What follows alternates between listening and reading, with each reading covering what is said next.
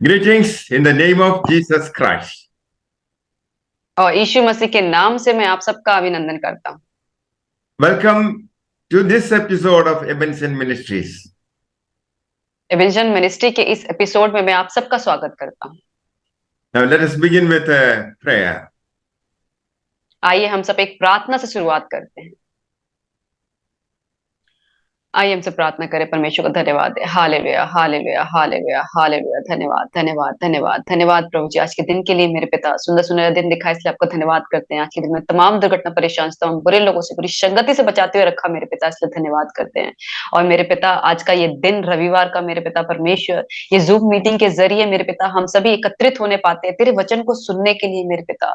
तो इस समय को आशीष कर मेरे पिता परमेश्वर, और जितने भी लोग इसमें जुड़ना चाहते हैं मेरे पिता, तू अपनी अगुवाई कर, अनुग्रह कर मेरे पिता, कि वो समय से इसमें ज्वाइन होने पाए और हम सब मेरे पिता परमेश्वर आपके वचन को सुन के और भी आशीषित होने पाए मेरे पिता परमेश्वर। विशेष विनती प्रार्थना करते हैं मेरे पिता, जो भी भजन गाने वाले हैं मेरे पिता परमेश्वर, ब्रदर अमित के लिए मेरे पिता, उन्हें भी अच्छा गला दे मेरे पिता परमेश्वर। हर एक तरह की टेक्निकल जो भी इश्यू है मेरे पिता परमेश्वर, उसको तो दूर कर, ताकि वो भजन को अच्छी तरीके से गा पाए और आपकी महिमा करने पाए मेरे पिता परमेश्वर। किसी और को इम्प्रेस करने के लिए नहीं, बल्कि तुझे खुश करने के लिए वो इस गीत को गाने पाए। विशेषकर विनती प्रार्थना करते हैं वेंचन अंकल के लिए, और जो कुछ भी वचन को शेयर करें मेरे पिता परमेश्वर, तो उनकी अगुवाई करना, वो पवित्र आत्मा के जरिए उस वचन को बताने पाए, और हम सभी उसको अपने पवित्र आत्मा के जरिए मेरे पिता उसको समझने भी पाए, उसकी गहराई को समझकर अपने जीवन में इस्तेमाल करने पाए मेरे पिता परमेश्वर।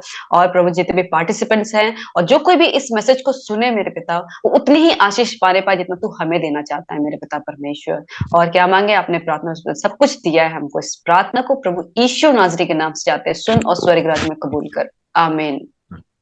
Amen. Now, Amit Pidha sir will sing for us. Okay. अभी अमित पीडिया सर जो है वो हमारे लिए गीत को प्रस्तुत करेंगे।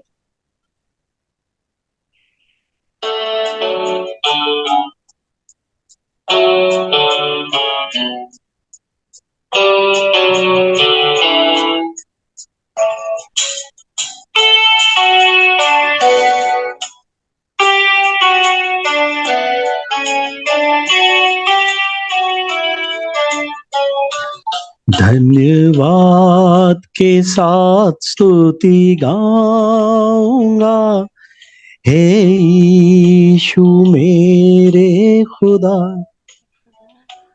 उपकार है तेरे बेशुमार, कोटि कोटि स्तुति धन्यवाद।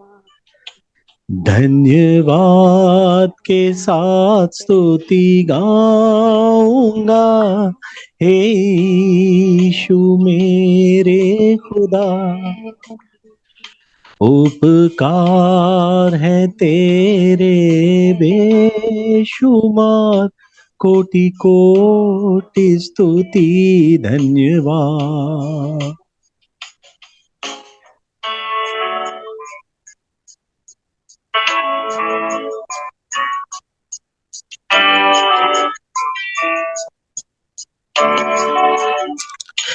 योग्यता से बढ़ के दिया है तूने मुझे, है अपनी दया। योग्यता से बढ़ के दिया तूने, प्रभु मैं मांगने से ज्यादा मिला मुझे, आभारी हूँ प्रभु मैं। मांगने से ज्यादा मिला मुझे, आभारी हूँ प्रभु मैं। धन्यवाद के साथ स्तुति गाऊंगा, हे यीशु मेरे खुदा। उपकार है तेरे बेशुमार, कोटि कोटि स्तुति धन्यवाद।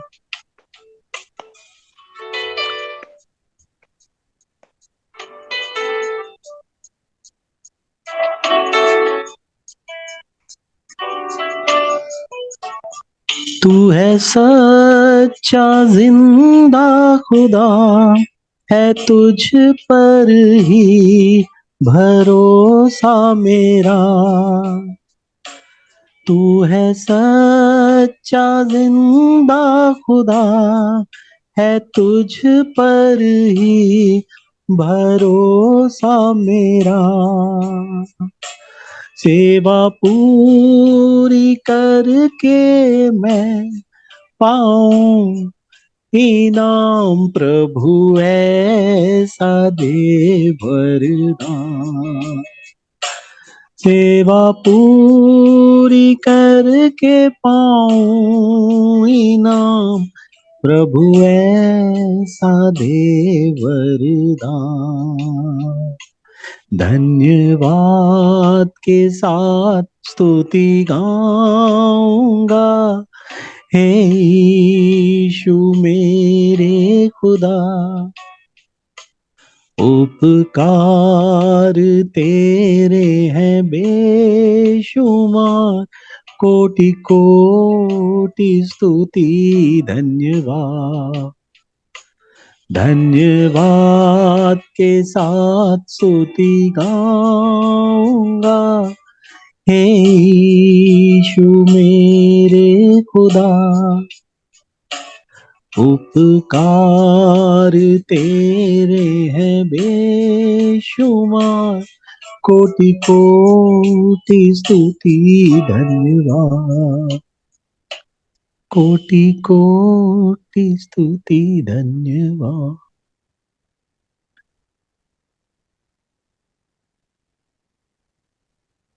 Thank you.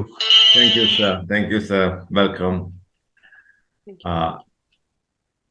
For today's meditation, let us turn to Book of Ephesians, chapter 1, verse 7. In whom we have redemption through his blood, the forgiveness of sins according to the riches of his grace. और आज के लिए हम देखेंगे कि इफिसियों की पत्री उसका 1 अध्याय उसका 7वां वचन, हमको उसमें उसके लहू के द्वारा छुटकारा अर्थात अपराधों की क्षमा उसके उस अनुग्रह के धन के अनुसार मिला है। First Peter chapter 1 verse 18 and 19. For as much as you know that you were not redeemed with corruptible things as silver and gold from your vain conversation received by tradition from your fathers, but with the precious blood of Christ, as of a lamb without blemish and without spots. पहला पत्रस उसका 1 अध्याय उसका 18 और 19 वचन को देखेंगे। क्योंकि तुम जानते हो कि तुम्हारा निकम्मा चाल चलन जो बाप दादों से चला आता है, उससे तुम्हारा छुटकारा चांदी सोने अर्थात नासवान वस्तुओं के द्वारा नहीं हुआ, पर निर्दोष और निष्कलंक मेमने अर्थात मसीह के बहुमूल्य लहू के द्वारा हुआ है। In this passage, we see the redemption plan of God. और इन सब अध्याय में हमने देखा है कि परमेश्वर का जो छुटकारे की योजना है उसके बारे में। Now, what is the need for redemption of human beings? और आइए हम देखते हैं कि मनुष्य जाति के लिए छुटकारे की क्या आवश्यकता थी। Because of sin, Adam and Eve were driven out of the garden. और जब हम उस बगीचे में थे, उस स्वर्ग के बगीचे में थे, तो आदम और हव्वा ने जो पाप किया उसकी वजह से हमको वहां से वंचित कर दिया गया। Ever since man became restless and hopeless. और उसके बाद से जो इंसान है वो बिल्कुल भी उसको शांति नहीं मिली, वो आशाहीन हो गया। But our gracious God decided to send his only begotten Son, Jesus Christ, to redeem the lost world. और लेकिन हमारे प्यारे परमेश्वर पिता ने ये ऐसा किया कि उसने अपने इकलौते पुत्र को हमारे लिए भेजा ताकि हम जो पाप में खो गए थे उसके उद्धार के लिए। Redemption means buying back from all sin, death and power of devil with his precious blood. और छुटकारे का सही मतलब ये होता है कि किसी इंसान को उसके पाप से, उसकी मृत्यु से, उसके शैतानी जितनी भी ताकत है उससे किसी एक बहुमूल्य लहू के द्वारा उसको खरीद लेना। To redeem you and I, Jesus had to shed his innocent blood. और आपको और हमको छुटकारा देने के लिए यीशु मसीह का जो कीमती, जो निर्दोष लहू था वो बहाना पड़ा। We are redeemed by his innocent suffering and death on the cross. और हमें जो छुटकारा मिला है वो उसके निर्दोष लहू और उसके क्रूस पे सजा की वजह से हमको छुटकारा मिला है। The Bible says the wages of sin is death. और जैसे कि बाइबल बताती है कि जो पाप की मजदूरी होती है वो मृत्यु है। Sin means disobedience to the commandments of God. और पाप का मतलब ये होता है कि जो परमेश्वर ने हमको आज्ञाएं दी है हम उसका पालन नहीं करते।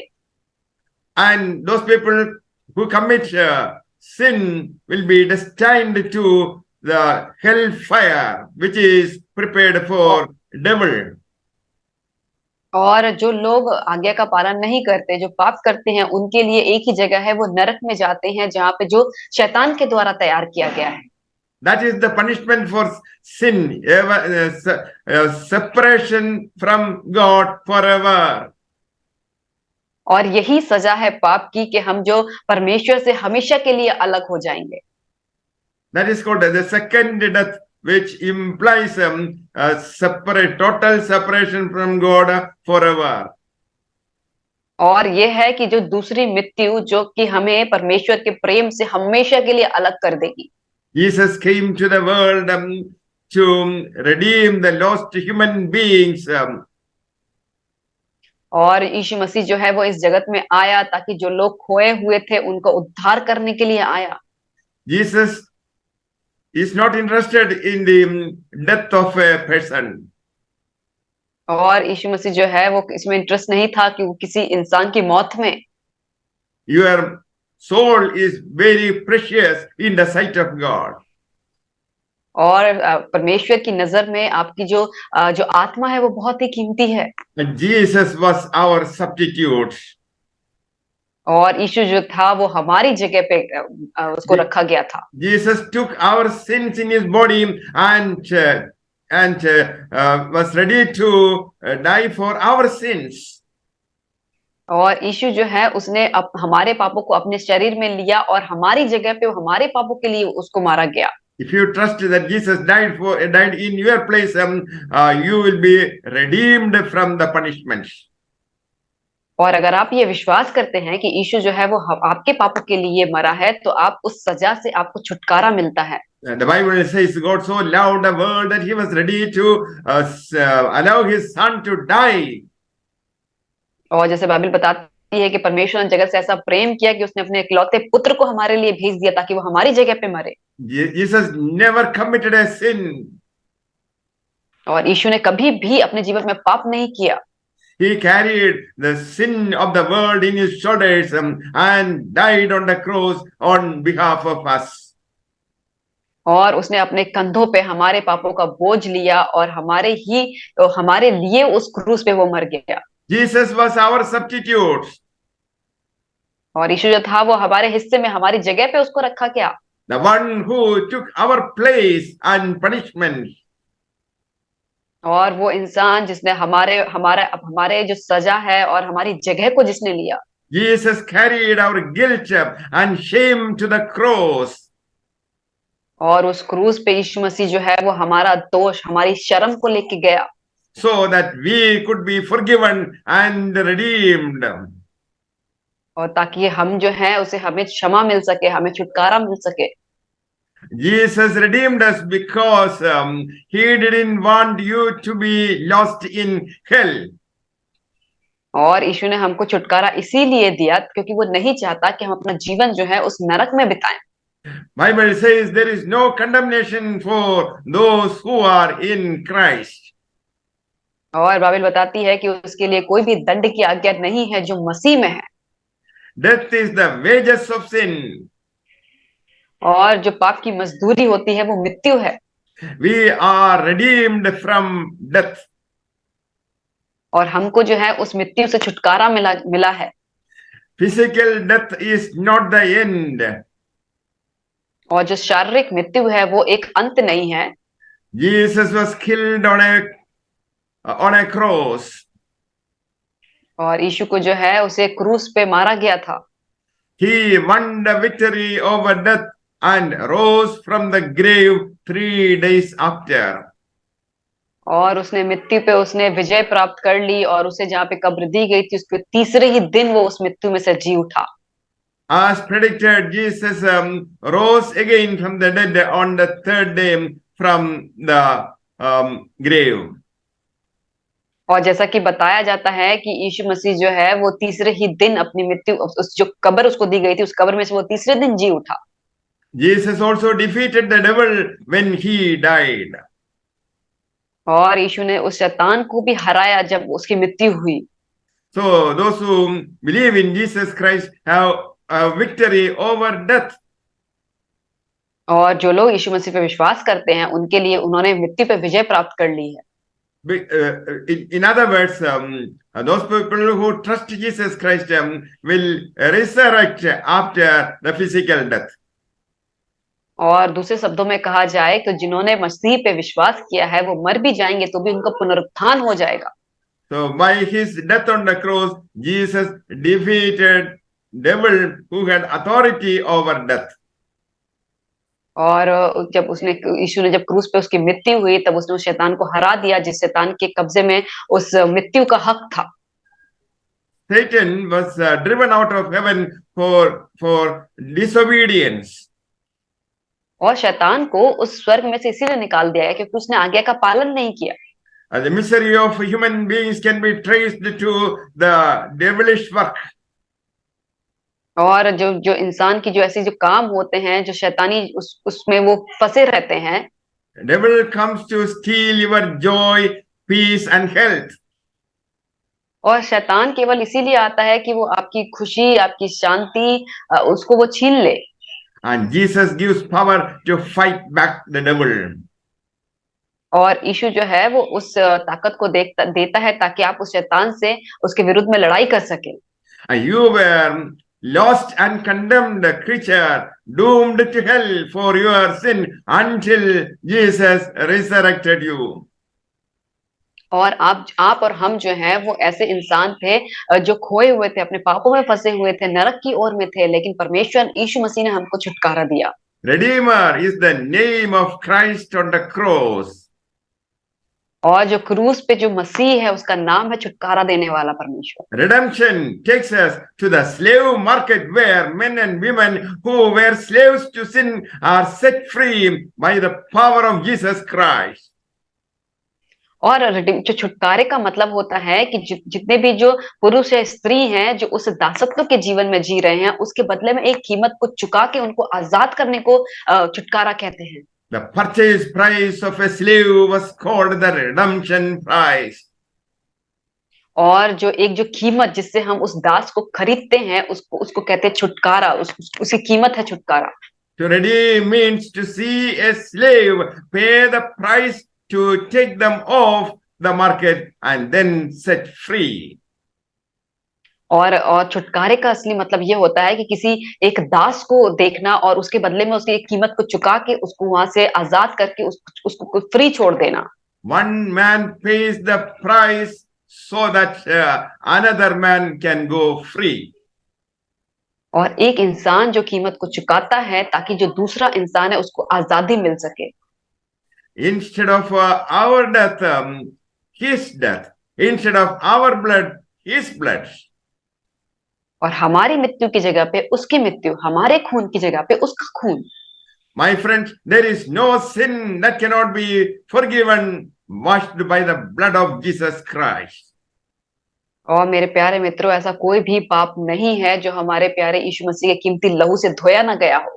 You were born with a spiritual tendency toward evil.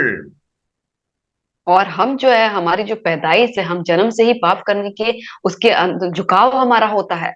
The only way the power of sin can be broken is coming to the cross of Jesus Christ. और केवल एक ही रास्ता है जिसकी वजह से हम उस पाप के दासत्व से छुटकारा पा सकते हैं कि हम उस क्रूस पे के पास यीशु मसीह के पास आए। There you can confess your sins and repent for your sins.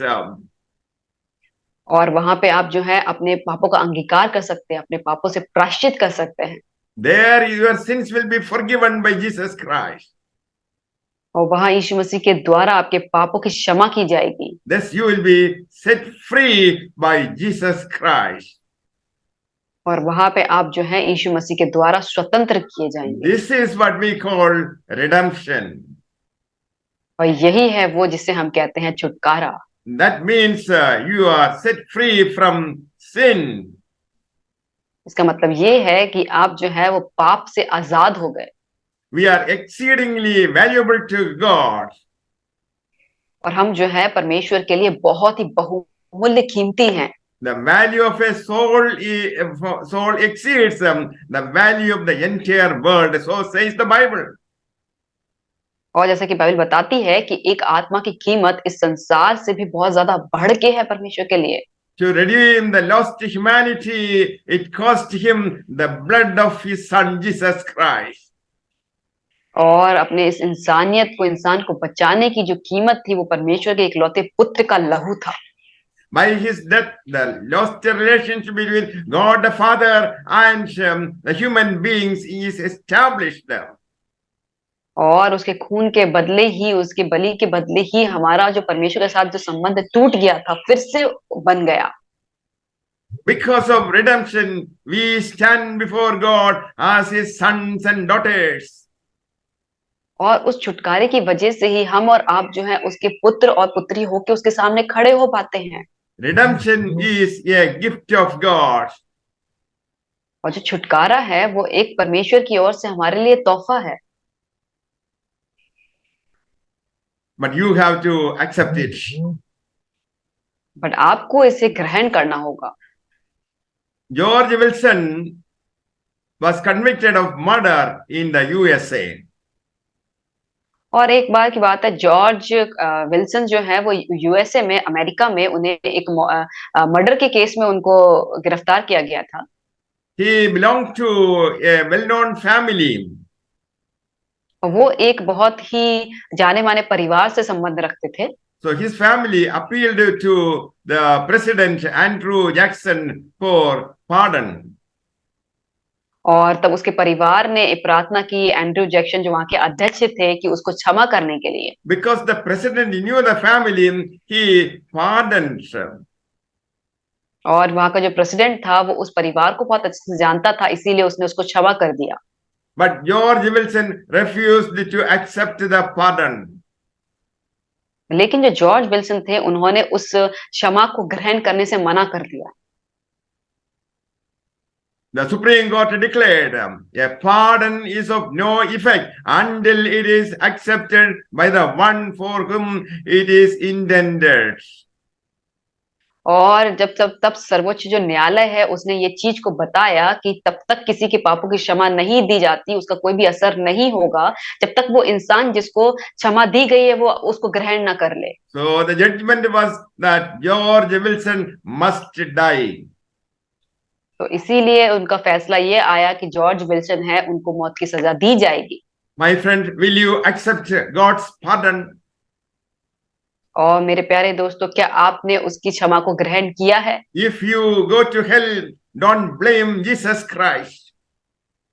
और अगर आप नरक में चले गए तो आप यीशु मसीह को दोष मत देना। Jesus paid it all. क्योंकि उसने पहले ही कीमत चुका दी है। Bible says Jesus stands at the door of your heart. और बाइबल बताती है कि यीशु जो है वो आपके हृदय के दरवाजे पे आके खड़ा हुआ है। He is knocking at the door of your heart. और वो आपके हृदय के दरवाजे को खटखटा रहा है। He needs to be invited in. और वो से जरूरत है कि हम उसको अंदर बुलाएं। The pardon has been offered. और जो क्षमा है वो पहले से ही दे दी गई है। Now you have to receive it. और बस आपको ये जरूरत है कि आप उसको ग्रहण कर ले। Say, dear Lord Jesus, I am a sinner. और आप ऐसा कहे कि प्यारे परमेश्वर, मैं एक पापी हूँ I know I cannot save myself. और मैं जानता हूँ मैं अपने आप को नहीं बचा सकता। Lord Jesus, thank you for dying on the wretched cross for me. और धन्यवाद कि मेरे लिए उस क्रूस पे अपने आप को बलिदान करने के लिए। Lord Jesus Christ, thank you for forgiving all my sins. और परमेश्वर यीशु मसीह, धन्यवाद कि तूने मेरे हर एक पाप की क्षमा कर दिया। Jesus, come into my heart as the Lord and Savior. और मेरे पिता, तू मेरे हृदय में मेरा परमेश्वर, मेरे उद्धारकर्ता के रूप में तू आ जा। I open my heart and my life to you. और मैं अपना हृदय में अपने जीवन को तेरी ओर में खोलता हूँ। I pray in Jesus' name, amen. और मैं इस प्रार्थना को प्रभु यीशु के नाम से चाहता हूँ, आमीन। Amen.